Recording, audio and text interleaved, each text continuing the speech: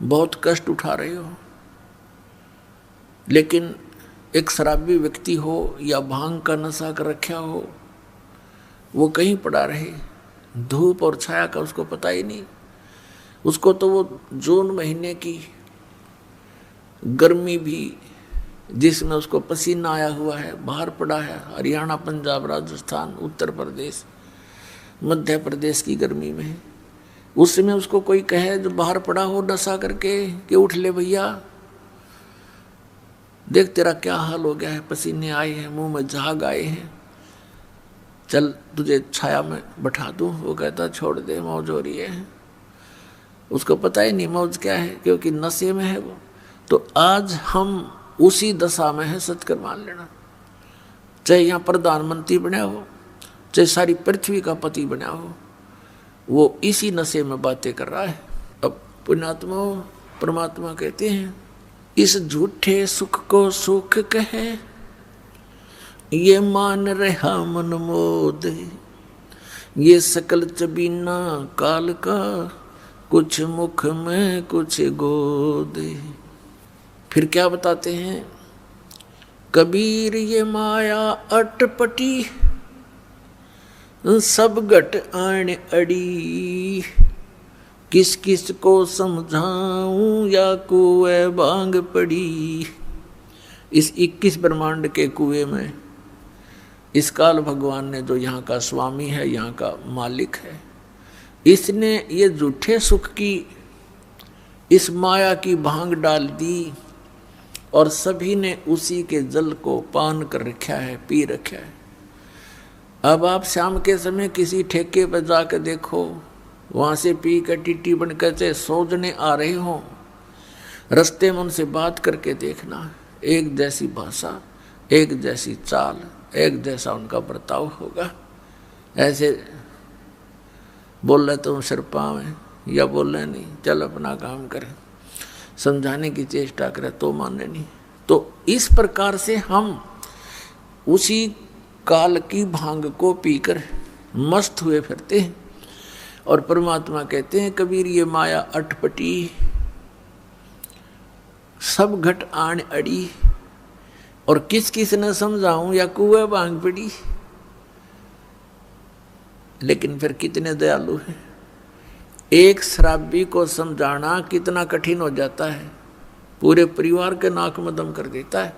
और हम सारे भांग पिए पड़े, और फिर हमें समझाने के लिए हमारे पिता आते हैं, क्योंकि अपने का दुख अपनों को ही होता है। इस काल यहाँ का जो भगवान है, इसको भगवान कहते हैं। भगवान उसे कहते हैं जो दुख ना दे, केवल सुख दे। ऐसे जुल्म कहर हमारे ऊपर टूट रहे हैं, बरस रहे हैं, और फिर हम कहते हैं ये बड़ा भगवान है, ये अच्छा भगवान है। किस लिए भगवान माना हमने, कि देखो कितने अच्छे काजू किस्मत सेब संतरे फलदार वर्ष हमें दे रखे, फल दे रखे, और ये इतनी बड़ी पृथ्वी पर कैसे बाग बगीचे बना रखे हैं। ये किस लिए बना रखे हैं? और आपको फिर वो भूल जाते हो कि आप किसी का बेटा मर गया, किसी की बेटी मर गई। पीछे सी समाचार पत्र में पढ़ने को मिला, यहाँ बच्चे बता रहे थे कि एक परिवार ने मन्नत मानी, किससे? बालाजी से। उनका पुत्र हो गया, और उस पुत्र के केस उतरवाने के लिए, मत्था टिकवाने के लिए उस बालाजी में जा रहे थे। 4-5 सदस्य थे, 7वां छोटा सा लड़का था, 3 महीने का। रास्ते में दुर्घटना होगी, वो बच्चा बच गया और वो सारे मर गए। बताया खाक मन्नत दी उसने, किसने दी? ये भी भूल है हमारा कि उसने पत्थर ने दे दी, उस बालाजी ने दे दी। एक भक्त सुना रहा था, बोला जी हम पहले तो भूल में थे। उसने एक उदाहरण दिया कि एक भगत हनुमान जी की पूजा कर रहा था। हनुमान जी वहाँ प्रसन्न हो गया, आ गया, बोल भाई क्या मांगता है? नो बोला जी बढ़िया से सूट दे, मेरा तो कपड़े को नहीं। नो बोला भाई मैं आप लंगोट में रहूं तने कितने थान दूंगा। हनुमान जी ने कहा भले आदमी तो भगवान की भक्ति करे, मैं भी भगवान की भक्ति करूं, मन भी कर दे, क्यों दुखी कर रहा है मेरे को। तो पुण्यात्माओं, हम बिना ज्ञान के डले ढो रहे थे। अब इस तत्व ज्ञान से हमें पता चला। क्या बताते हैं गरीबदास साहब जी के जगत का पेखना पेख्या धनी का नाम ना लेखा।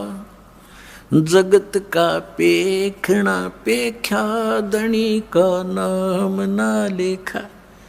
जैसे ये दास पहले हनुमान जी का कट्टर पुजारी था, जैसा लोक वेद सुन रखा था हमने, क्योंकि आत्मा भगवान के बिना रह नहीं सकती। पुण्यात्माओं, यहाँ चाहे कोई करोड़पति हो, चाहे अरबपति, चाहे खरबपति हो, और चाहे सारी पृथ्वी का पति हो, और उसको संतान भी हो, संतान उसकी नेक भी हो, पर संतुष्टि नहीं हो सकती। आत्मा में प्रसन्नता नहीं हो सकती, क्योंकि आत्मा को उस सुख की आवश्यकता है जो यहाँ पर है नहीं, और उस सुख को प्राप्त हुए बिना ये संतुष्ट हो नहीं सकती। फिर इसको ये भी पता है कि भगवान आकर बताते हैं स्वयं अपनी महिमा। अब कबीर परमात्मा कहते हैं, धर्मदास सुन अमर कहानी, अपनी महिमा हम आप बखानी। कि अपनी महिमा मैंने आप बतानी पड़े आकर के।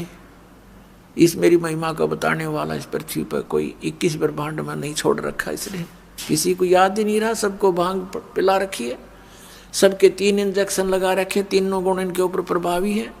इनको सो दिए को ना, इनको जितना दिखाई ये बेटा बेटी कार कोठी आगे कुछ दिखाई नहीं देता इन बोली आत्माओं को, इतना बांध दिया इनकी बुद्धि को। तो क्या बताते हैं कि अपनी महिमा मैंने आप ही आके बतानी पड़ी। तो इस परमात्मा के से प्राप्त ज्ञान के आधार से हमें फिर दिखाई देने लगा। जैसे ये दास पहले हनुमान जी का पुजारी था, लगातार 25 वर्ष तक, यानी 10-12 वर्ष का ये दास ऐसे अपने साथी विद्यार्थी से सुनकर कि हनुमान चालीसा का 7 बार पाठ करना चाहिए प्रतिदिन, और श्री कृष्ण भगवान परम शक्ति है। वो ब्राह्मणों का लड़का था, और हम ऐसे कुल में जन्म लिया हुआ था, अच्छे आदमी सारे थे, लेकिन राम नाम का आसपास नहीं थे। राम की तो दिन में चर्चा भी नहीं चला करती, दिन रात में कभी भी अपना पेट भरने के धंधे में जुड़े रहते, हमें भी जोड़े रहते। तो उससे थोड़ा पता लगा, एकदम आत्मा उभरी। तो जैसा लोक वेद सुना था उसके आधार से दृढ़ होकर लगे। कोई गुरु नहीं, लेकिन चाह भगवान की घड़ी गीता जी का पाठ करने लगे। विष्णु भगवान श्री कृष्ण भगवान को इष्ट, फिर हनुमान जी याद आ गए, हनुमान जी इष्ट, फिर और कोई शंकर भगवान की महिमा सुनी, वो भी इष्ट। यानी हमने 36 खत्म कर रखे थे, लाभ कुछ भी नहीं था। यदि पूर्व संस्कार से कोई हमें लाभ होता था, क्योंकि बच्चे पढ़ते हैं, उनको तो यही बड़ी बात होती है कि वो परीक्षा में पास हो जाए। तो परीक्षा में पास होते थे। हनुमान जी की बाबा श्याम जी दादा लाई पूजा थी, उनका शुक्र मनाते, फिर श्री कृष्ण जी विष्णु जी का शुक्र मनाते, फिर श्री शंकर भगवान का शुक्र मनाते और खुश हो जाते। बस पास हो गए, फिर भूल जाते, अगली परीक्षा में फिर याद करते बस। और फिर जैसे वहाँ हुआ, फिर संतान की इच्छा होती है। हम संतान को सबसे पहले पुत्र प्राप्ति की इच्छा करते थे, अज्ञानता के कारण हमें ज्ञान नहीं था। लेकिन पुत्र और पुत्री में पुण्यात्माओं, भूल का भेद मत करना। काल ने हमें यहाँ मूर्ख बनाकर पीड़ित करने के लिए, दुखी करने के लिए यहाँ इस तरह की गलत रीति रिवाजों में जोड़ रखा है। तो पुत्र उत्पन्न हुआ, बड़ी खुशी मनाई, नौकरी प्राप्त हुई, फिर भगवान के गुण गाए। अब पता चला कि जिन भगवानों को हम ये मान रहे थे कि ये हमें सब कुछ दे रहे हैं, वो ना कुछ दे सकते, ना हमसे कुछ ले सकते। ये स्वयं स्वीकार करते हैं कि हम केवल नियमित कार्य ही कर सकते हैं। जिसके भाग में जैसा है पुण्य या पाप, हम उनको एज इट इज पूरा भुगवाना हमारा कर्तव्य है, उसमें कोई परिवर्तन नहीं कर सकते, अनुग्रह नहीं कर सकते। और श्री शिव पुराण के अंदर ये काल भगवान ब्रह्मा विष्णु और अपने पुत्र शिव को, शंकर को वहां संबोधित करता हुआ कह रहा है कि तुम सभी को अलग अलग विभाग दिए हैं, सतिथि, उत्पत्ति, संहार, लेकिन ये अनुग्रह तुम नहीं कर सकते किसी पर। अनुग्रह माने कृपा। तो फिर ये भगवान की से जब अनुग्रह नहीं कर सकते, हम दुखी हैं तो दुखी देखे जाएंगे, इनका भी कोई भी वश नहीं चलेगा, क्योंकि इनकी पावर से बाहर की बात है। तो हम इनसे ही ये सब लाभ मान रहे थे। तो यहां परमात्मा कहते हैं जगत का पेखना पेख्या धनी का कितना नाम ना लेखा।